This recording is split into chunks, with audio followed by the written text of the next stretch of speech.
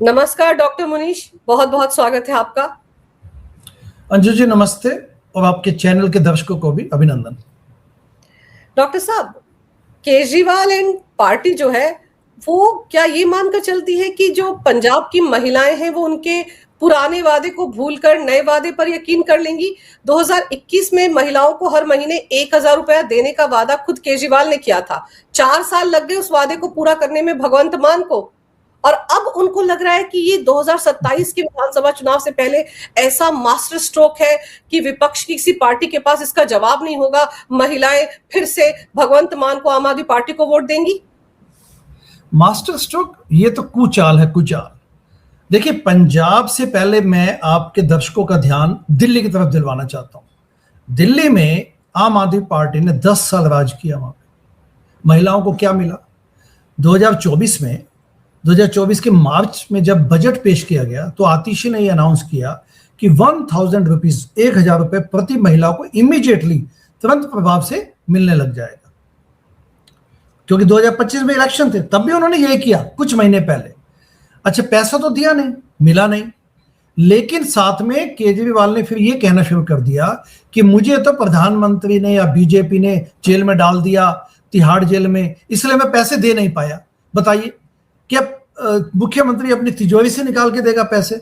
ये तो योजनाएं होती हैं, उसके बाद इंप्लीमेंट की जाती हैं। लेकिन यहाँ पे इनकी कुनीति या इनकी जो कुचाल है, इनका रुका नहीं, क्योंकि इनके मन में खोट है।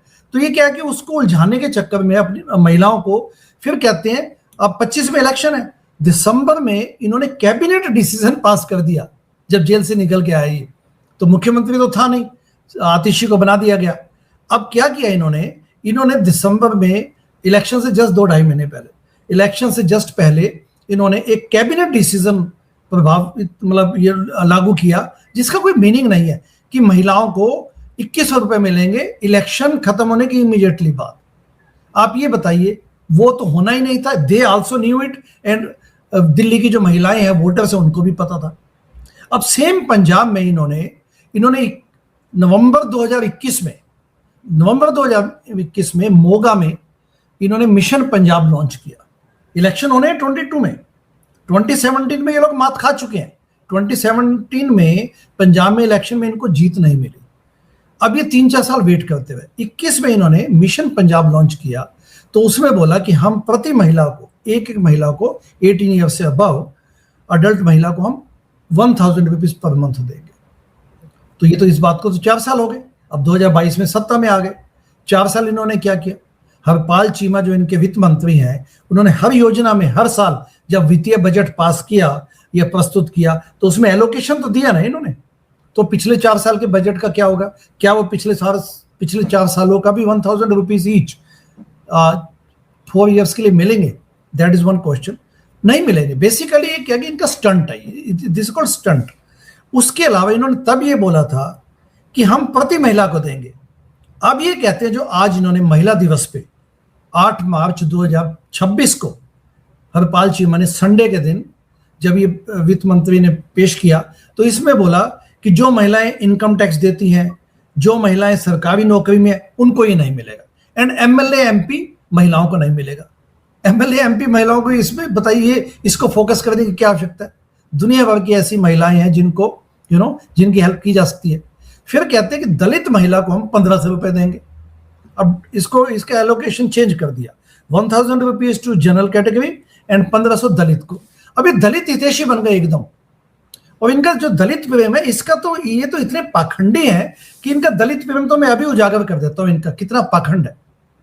नंबर 1 ये है कि 2017 में जब पंजाब में इलेक्शन होने थे, तो चुनावों से जस्ट ए फ्यू वीक्स पहले मनीष सिसोदिया महोदय ने क्या बोला कि हम दलित डिप्टी सीएम बनाएंगे।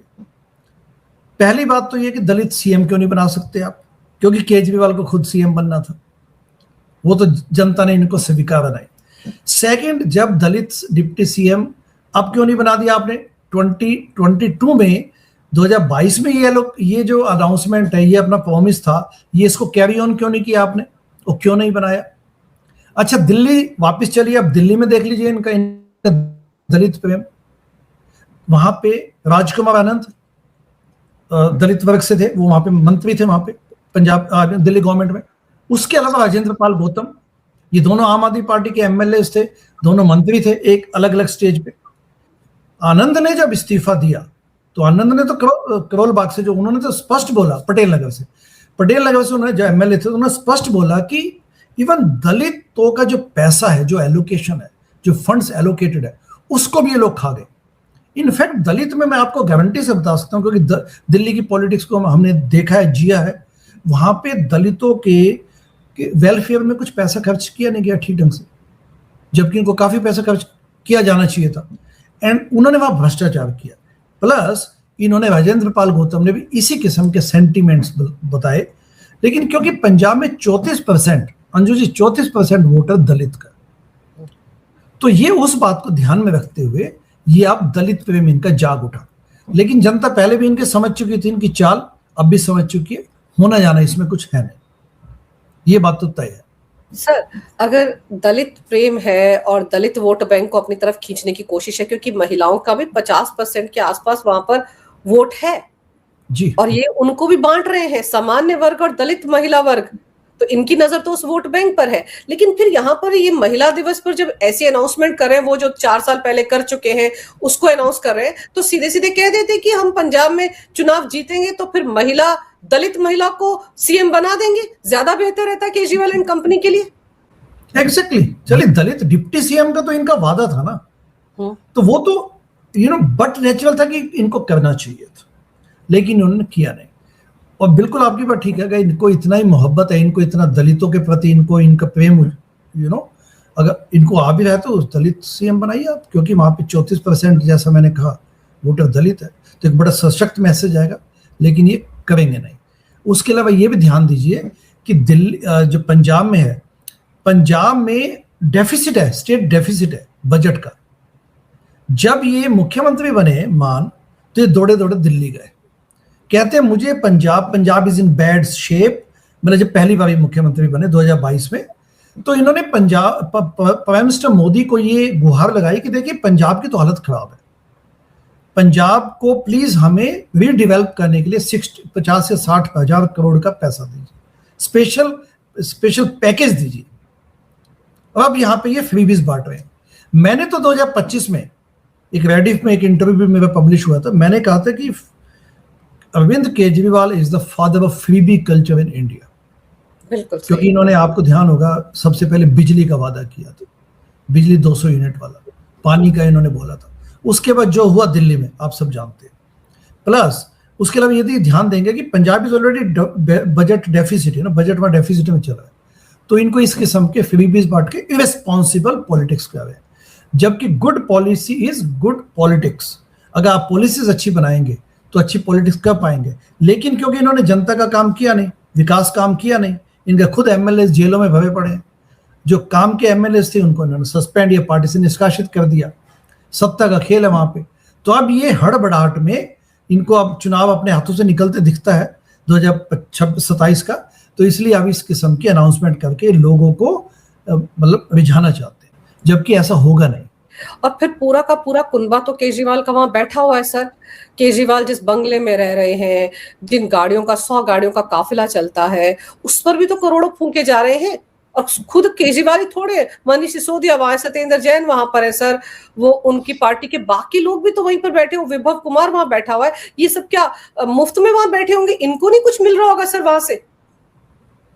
खूब मिल रहा है वहां से। आप ये देखिए ना कि दिल्ली में 10 साल इनके पास पावर थी। शीला दीक्षित जैसे वरिष्ठ मुख्यमंत्री, प्लस उन्होंने वहां 15 साल लगातार शासन किया था। दिल्ली में 2015 के बाद कोई डेवलपमेंट नहीं हुई। बस ये कि स्कूलों के ऊपर कुछ कमरे बनाए गए और उसका पैसा भी ये लोग खा गए। ठीक है, शराब घोटाले का आपको पता ही है। इन्होंने 2015 में सत्ता में आने के लिए शीला दीक्षित जैसे वरिष्ठ एंड एक्सपीरियंस्ड राजनीतिज्ञ को डिफेम करना शुरू किया। जो सबसे इनकी खासियत है वो ये है कि ये एक फेक नैरेटिव क्रिएट कर देते हैं। और मैं तो क्योंकि पार्टी में था, मैं अन्ना आंदोलन में भी था, तो मैं आपको बता सकता हूं कि they are the kings of making fake narratives.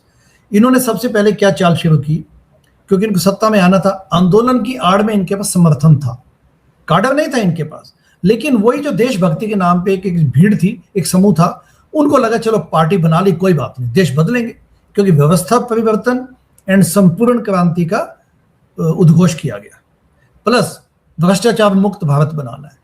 तो ऐसे में वो आंदोलन से काफी लोग जो हट गए वो हट गए, बट काफी एक सहानुभूति अभी भी थी इनके साथ।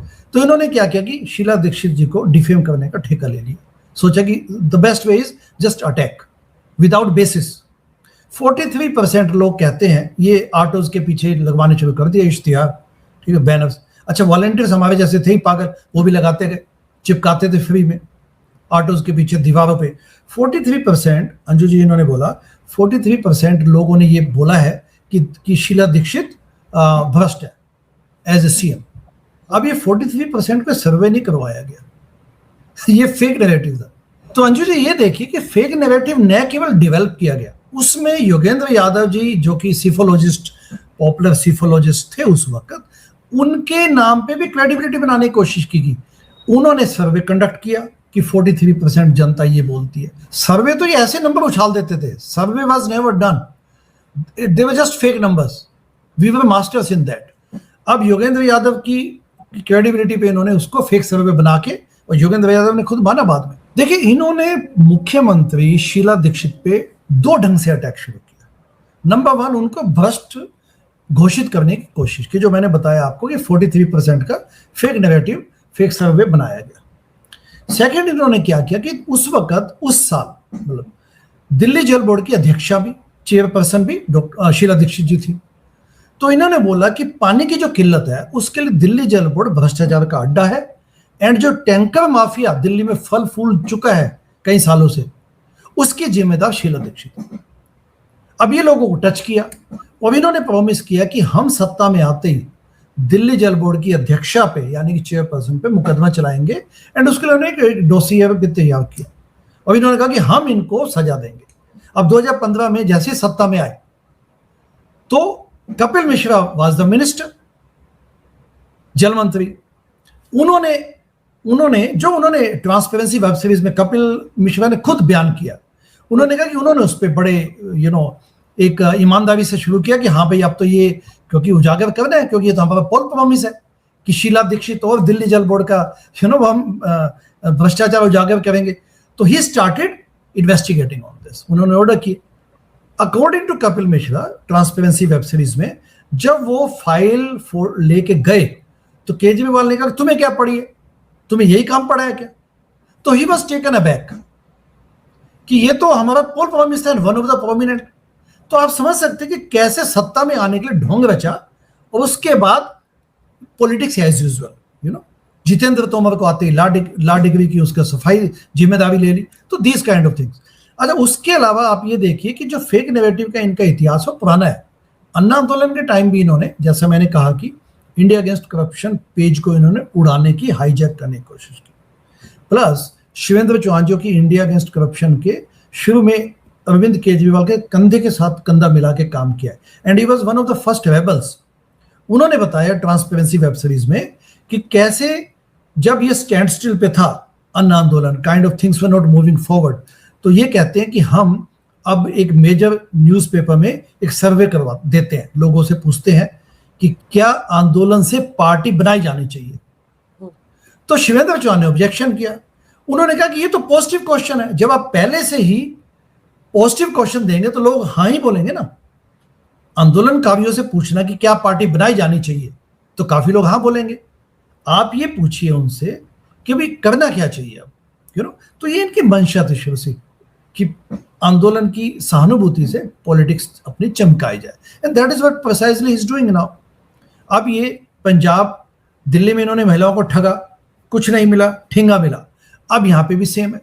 एंड उसके अलावा इनका आई थिंक 10,000 करोड़ का एक्स्ट्रा बर्डन पड़ेगा अगर महिलाओं को पैसे देते हैं तो। और ये वही है जो भगवंत मान दौड़े दौड़े गए थे प्रधानमंत्री के पास कि 60,000 करोड़ रुपए दीजिए मुझे ताकि हम पंजाब को बहाल कर सके इकोनॉमिक वे में। तो दिस व्हाट इट इज। लेकिन सर, पंजाब जिस हालत में है, महिलाओं को इस तरह से एक रेवड़ी बाँटने से काम चल जाएगा? क्योंकि ये मामला तो याद करिए कि सुप्रीम कोर्ट में भी है। सुप्रीम कोर्ट ने भी कहा कि इस तरह से मुफ्त की रेवड़ियाँ बाँट-बाँट कर राजनीति नहीं हो सकती, और जैसा आपने भी बताया कि केजरीवाल ही जनक हैं। हम सब जानते हैं कि भारत में राजनीति में फ्रीबीज़ बाँटने का कार्यक्रम केजरीवाल ने शुरू किया है। तो क्या उनकी ये दाल गल जाएगी इस बार पंजाब में? देखिए, पंजाब इस वक्त भ्रष्टाचार का अड्डा बना हुआ है। ये लोग व्यवस्था परिवर्तन और बड़े परिवर्तन के वादे करके आए थे। पॉलिटिक्स एज यूजुअल है पंजाब में। आप ये देखिए, यदि इन्होंने जो जो प्रॉमिस किए थे, इन्होंने कहा था कि हम ड्रग माफिया खत्म करेंगे, तब तो बड़ी बड़ी बातें बोली गई थी। उसके बाद ड्रग माफिया पे कुछ एक्शन नहीं हुआ। उड़ता पंजाब फिल्म की इन्होंने पूरी सहानुभूति ली, बट सत्ता में आते ही इन्होंने ठंडे बस्ते में डाल दिया।